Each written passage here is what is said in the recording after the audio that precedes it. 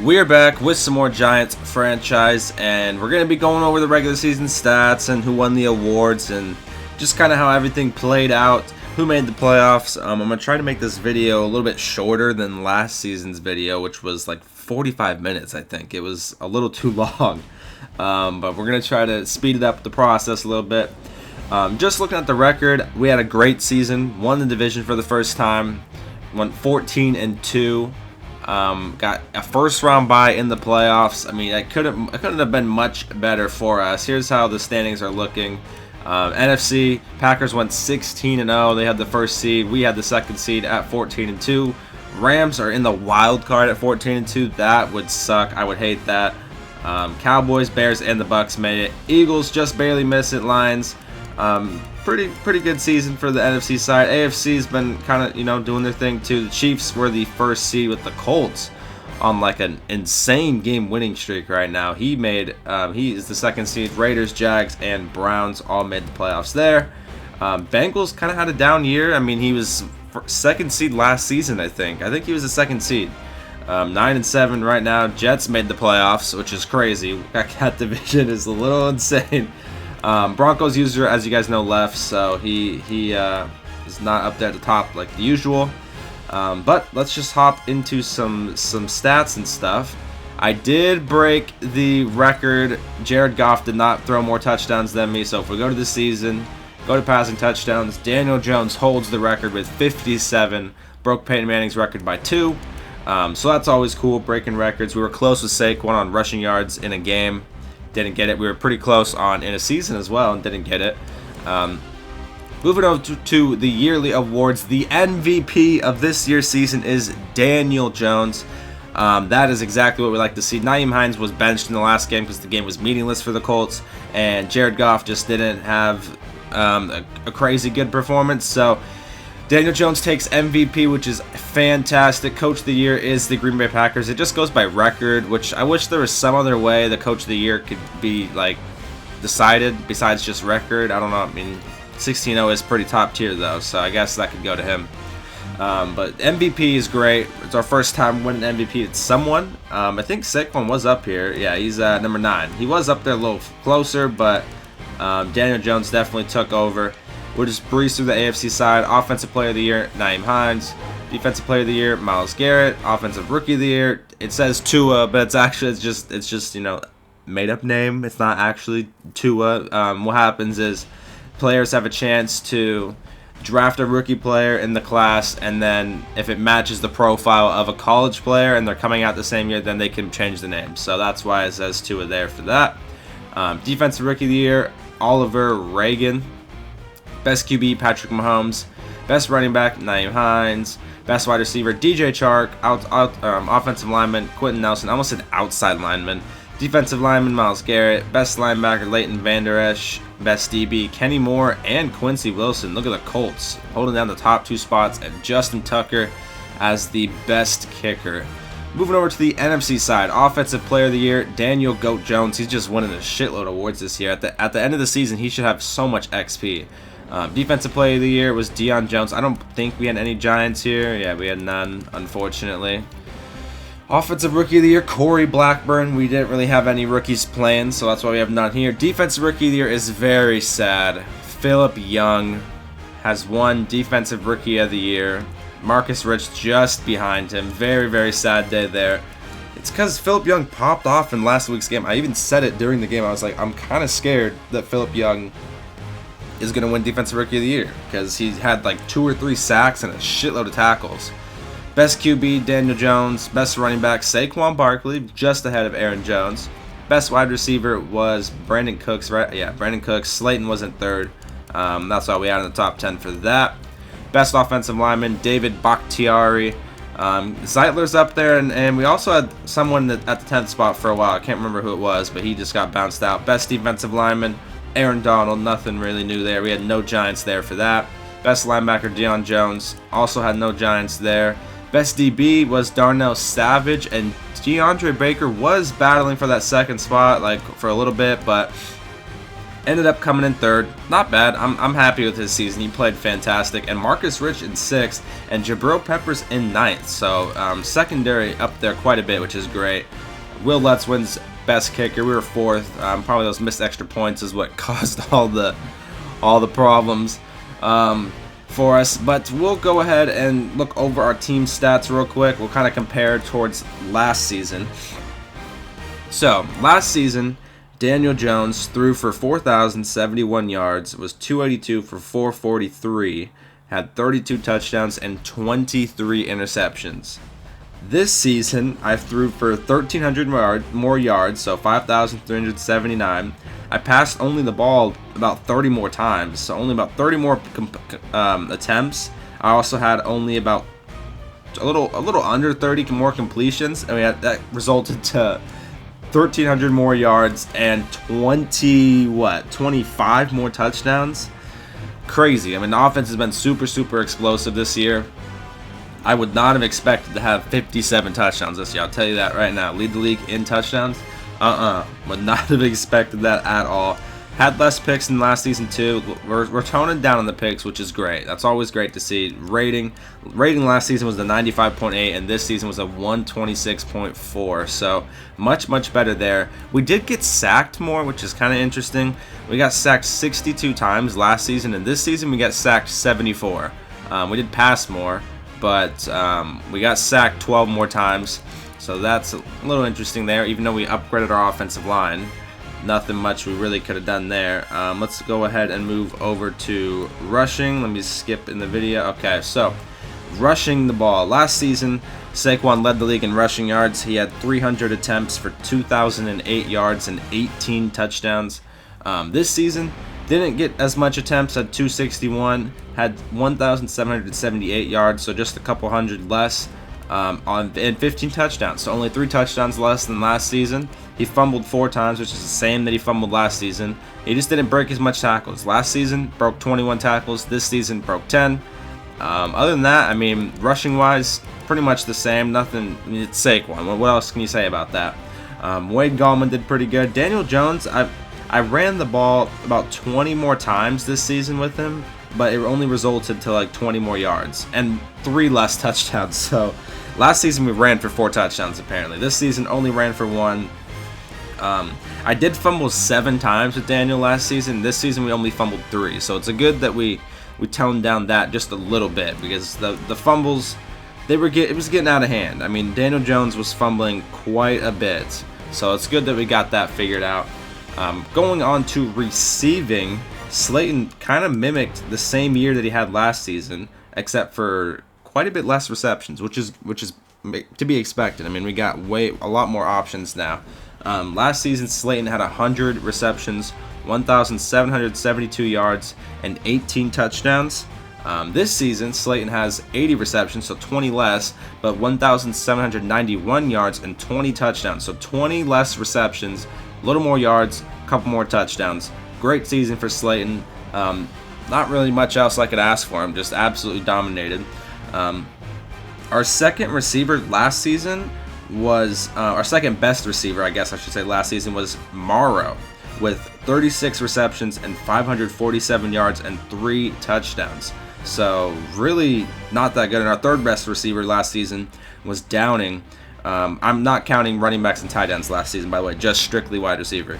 Our third best wide receiver was Downing with 38 catches for 447 yards and 4 touchdowns. So with the addition of Keenan Allen, our second wide receiver now comes in with 66 receptions, 1,070 yards, and 11 touchdowns.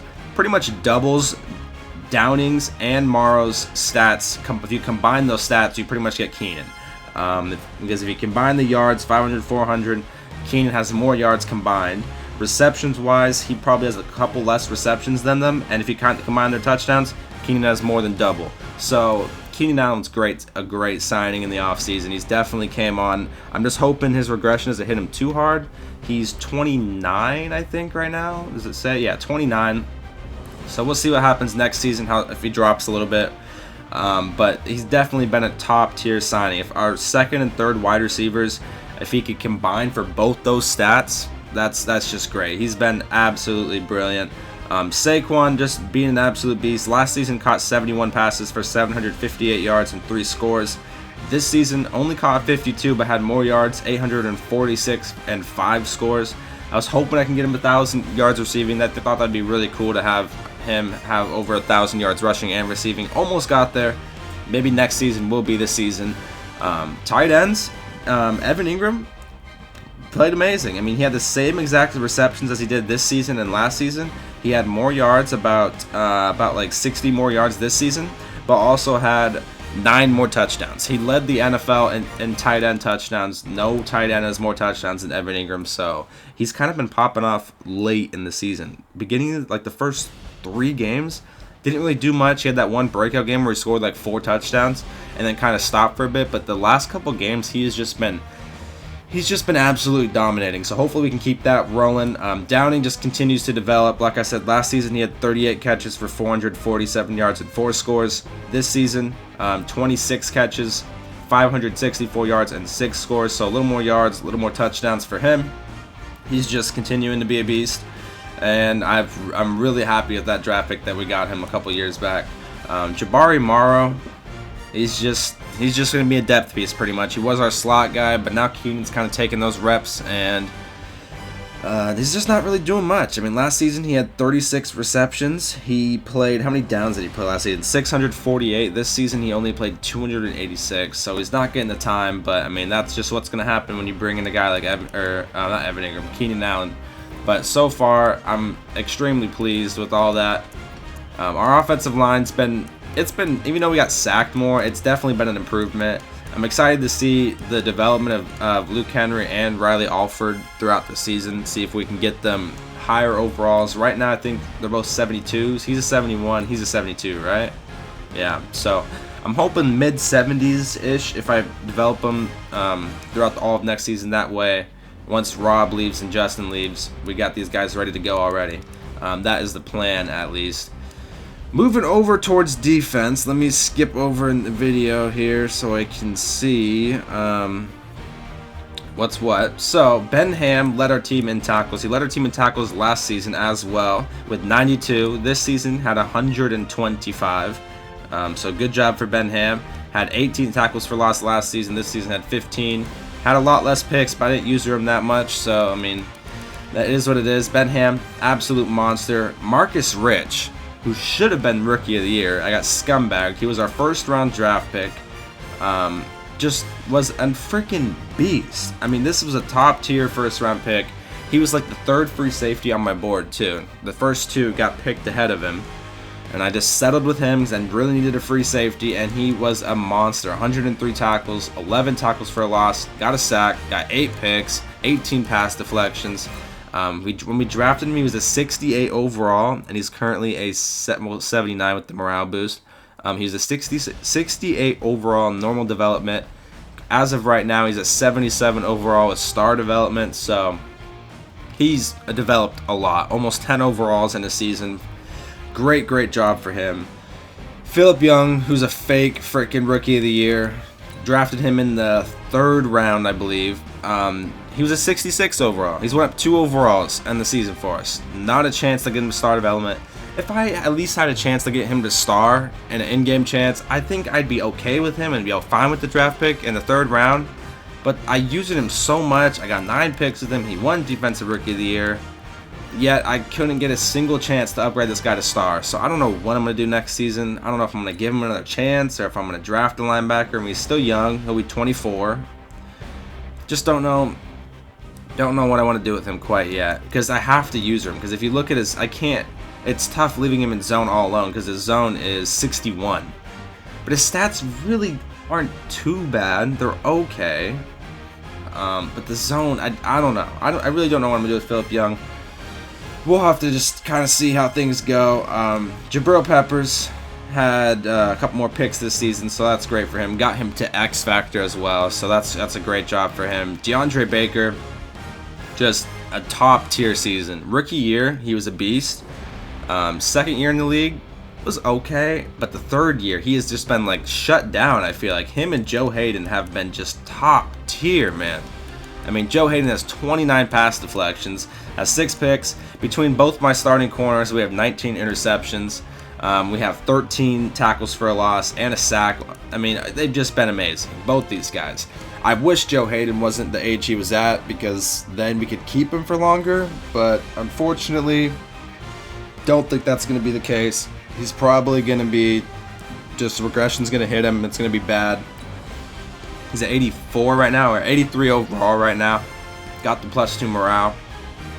But he's 32. Next season, I just have a feeling he's going to drop a lot. That's why I haven't re-signed him yet. I'm kind of seeing what the regression does for him.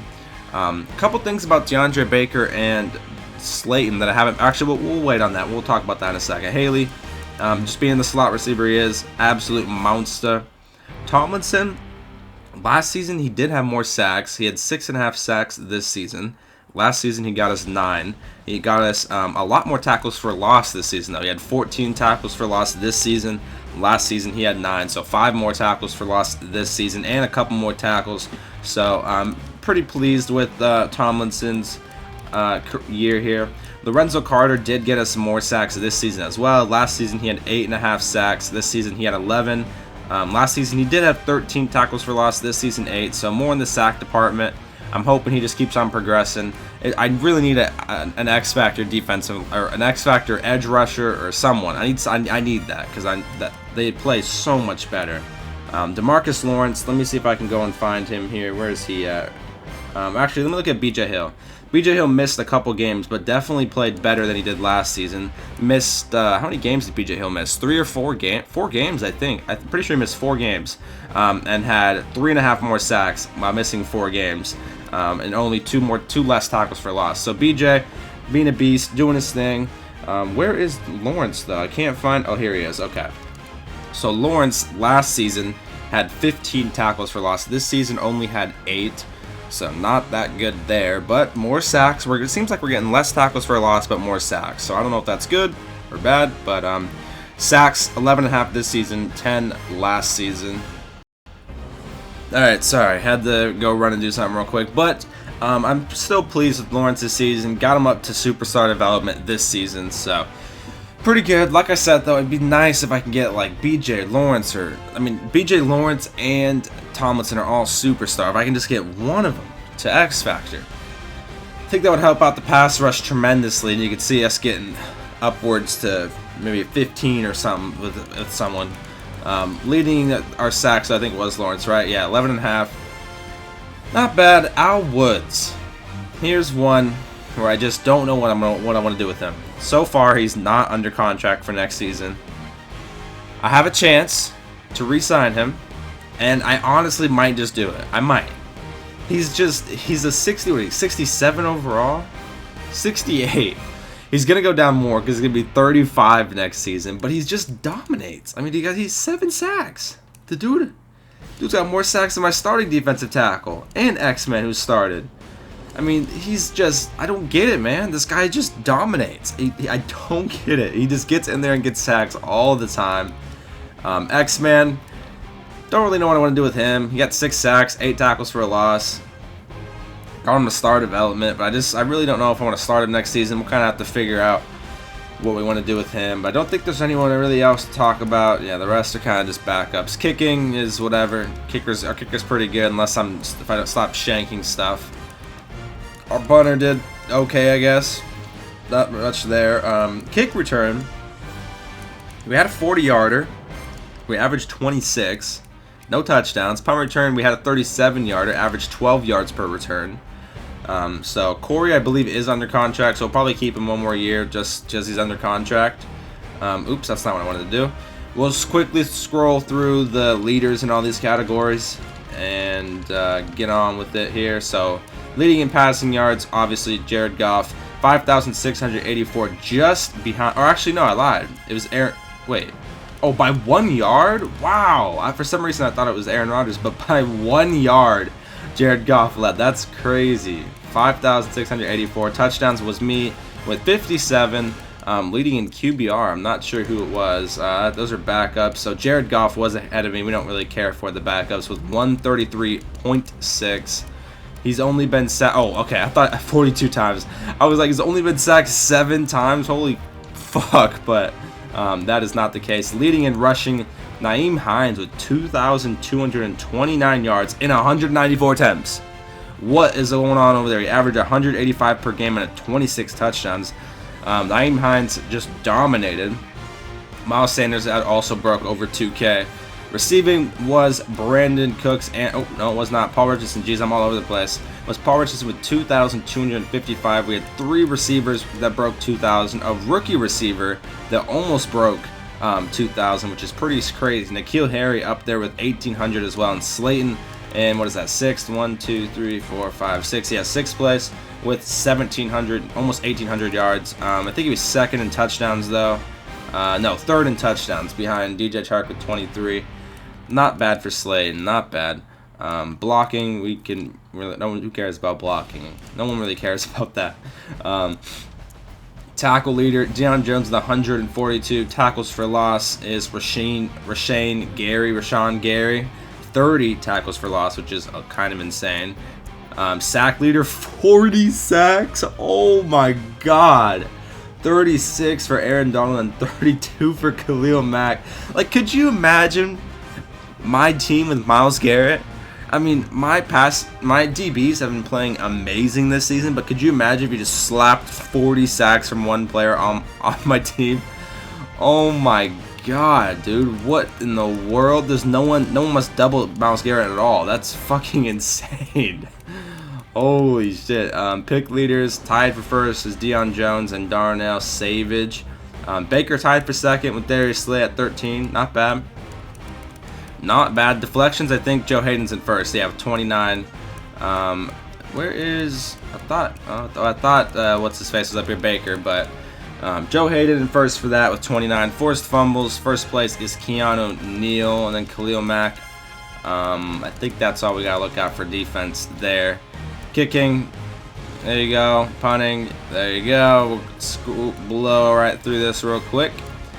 Next thing, I think that's all we'll look at. We did stats, we did awards. I think that's all we'll look at for that. Let's take a look at the playoffs. There's already been 2 games played already, and there's the 1 game going on now. So by the time this video goes up, we might be in the divisional round already. Oh, they played twice already. Interesting. They must have lagged out a couple times. But first game, Jaguars and Browns. The Browns won 33-17, so the Jags go home. Browns advance. The Cowboys and the Buccaneers. Cowboys escape 31-24. Good win for them, I guess. I hope they fail though, because the fucking Cowboys, I do not want to play them.